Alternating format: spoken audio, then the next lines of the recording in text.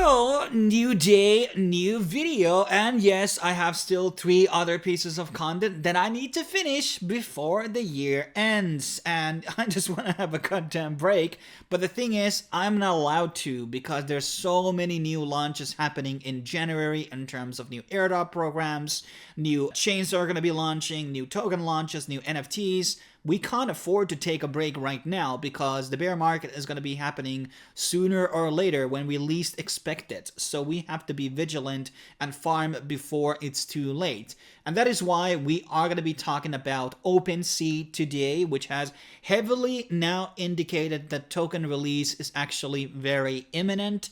I believe it might even happen soon as January, or it might even be announced this December. And in this video, we're going to be looking into what could be the potential criteria to be eligible for Opensea.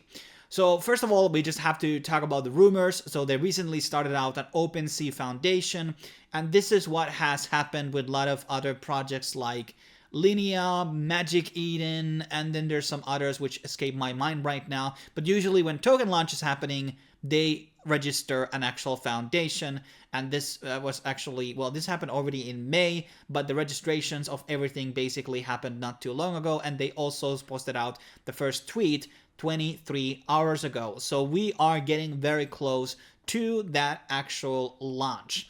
Now, what are going to be the criteria for this token and how it's going to be panning out? So I think there's going to be one drop in the beginning, and then it's going to be followed by farming phased drop, which is going to be including you doing trades, you doing listings, very similar to what Blur was basically doing initially and some of the other new NFT marketplaces. And that's going to be kind of like boosting up a lot of the NFT floors across all the chains that are currently supported in Opensea. So that is a lot of EVM chains plus Solana. So what I'm telling you right now is a really good time to get into some of these blue chip NFTs, because those trading incentives are going to be boosting the interest on NFTs, so they become more liquid, and also I'm expecting the floors to actually rise, and maybe there's going to be a lot of dip buying opportunities also at that point. But right now we are, I think, in a good spot. And I did recently do an actual NFT airdrop breakdown list per tier, tiered based on the price of the tokens. We had the Pudgy Penguins, which I got into at $35,000, and it has been serving me really well because the token drop was $80,000 itself, and obviously the floor quadrupled itself from 35k up to 130k. Obviously we're down now after the token has launched, but just to make you the case, we're going to be talking about this more in the end of the year video in terms of the airdrops. But Pudgy Penguins was still good buy, and that has a lot to do with the abstract chain, which is going to be launching in January. So abstract chain users are going to be, Pudgy Penguins are going to be getting the abstract chain token airdrop. And there are some other ones. Doodles just announced their airdrop a couple of days ago in a tweet. Now the floor has gone like 2 ETH up, and there's a lot of even cheap NFTs which you could definitely get into right now, which are below $1,000, below $500, which are gonna be helping you to get volume on Opensea and obviously getting their respective drops. And yes, we're gonna be talking about this on the end of the year video more. I don't want to spend time on it too. So, okay, you are now, okay, what do I need to do, Lite? What do I need to do in order to be eligible? So number one thing obviously is volume. It is volume. And yes, if you have never used Opensea before, you have a blank account, your chances are going to be a lot lower. Do not let that necessarily discourage you from farming. But even if you had a one transaction back in 2020 or something like that, that is going to be a good positive start point. Even if it was a super low trade, that is going to matter. So the 3 criteria that I'm seeing here, which I would probably use the Dunes. There's a very, very good chart about your rank calculator. And let me paste in my own address here so I can flex with my rank for you guys. So I am actually pretty highly ranked based on the Dune metric.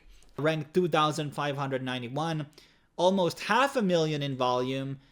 538 transactions. And unique active days, weeks, and months. Those are actually going to be quite important. So if you're just going to buying everything on one day, that may not serve you really well. Wallet age matters also. This is not actually showing my Solana stuff, so I don't actually know if I've done any trades there. That's another thing. I think there's going to be a heavy EVM focus, guys. I'm just saying. So if you're going to be farming transactions, I would maybe prefer EVM-based chains, Ethereum mostly. So what are the potential multipliers we are talking about here? So number one is volume. I think having over $1,000 is a good start. I think that's going to be probably the baseline minimum here, because volume is not treated the same as like liquidity. So volume, $1,000 is good. Obviously, if you have more time, more assets, go for 5,000, go for 10,000. At least 10 transactions, that is good. More chains, so I have 7 active chains here. Having at least 5 is probably going to be a 1 multiplier. And obviously, then comes on the long, constant activity. So let's assume it's going to happen in January. Now we want to trade, or maybe happen in February or March. Just keep trading every single week. Make flips. If you have no time, just do everything on one day. That probably will help you out as well.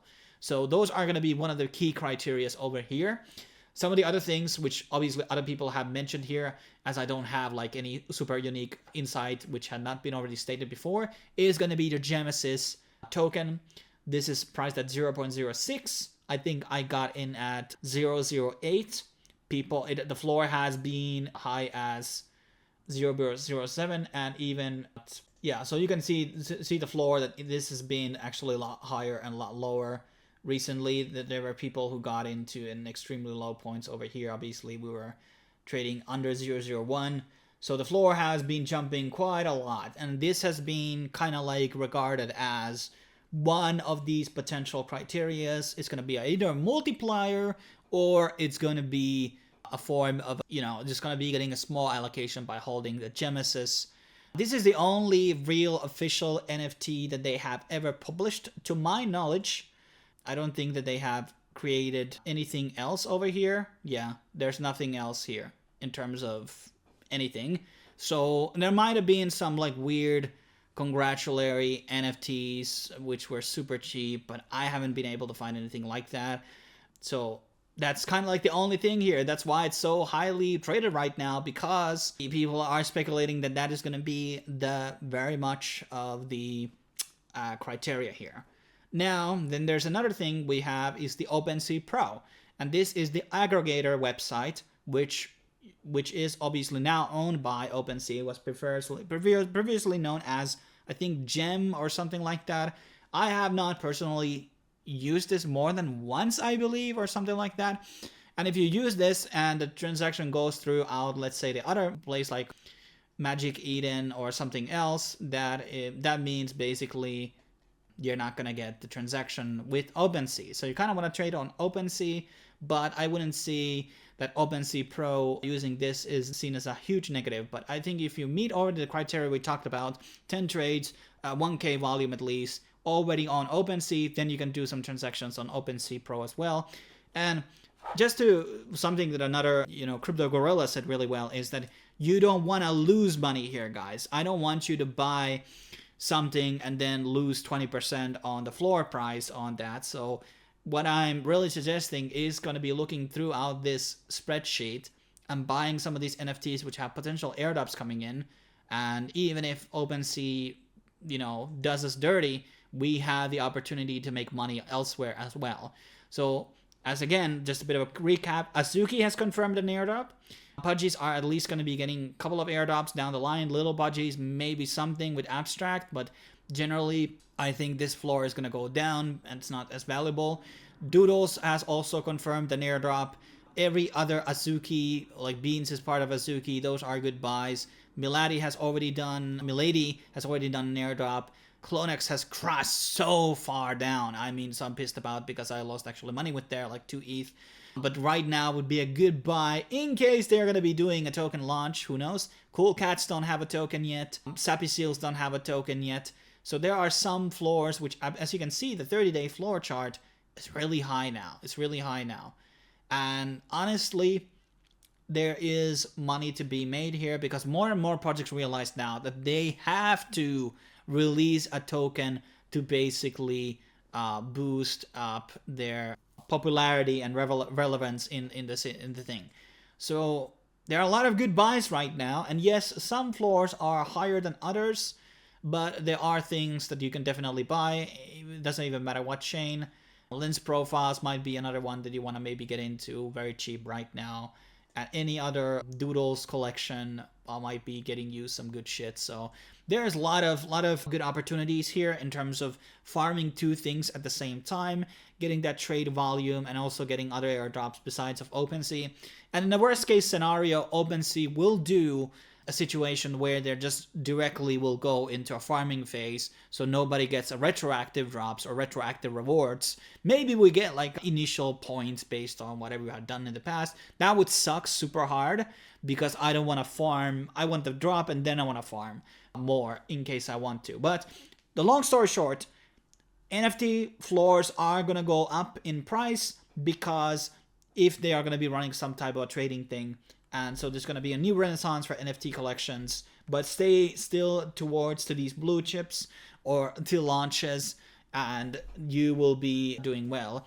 Also, maybe things like on the drops tab, some of these sponsored things, launches here, those, I should have said this in the beginning of the video, like, yeah, because these are officially launched by Opensea, these are likely going to be the criteria.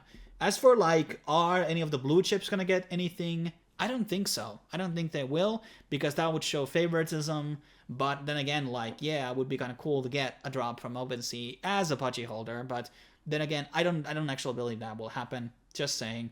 But that would be a nice surprise. But yeah, some of these launches here are good. And oh yes, one thing more. Holding more than 10 NFTs, probably a good thing. Probably a good thing. That has been a criteria before by holding multiple NFTs. But maybe they will focus on volume more rather than art collectors. So that's another thing, but something to think about. But hey, let's not blab any longer. This video is more longer than it's need to be. Thanks for watching. Stay tuned tomorrow for probably an Eclipse airdrop guide video.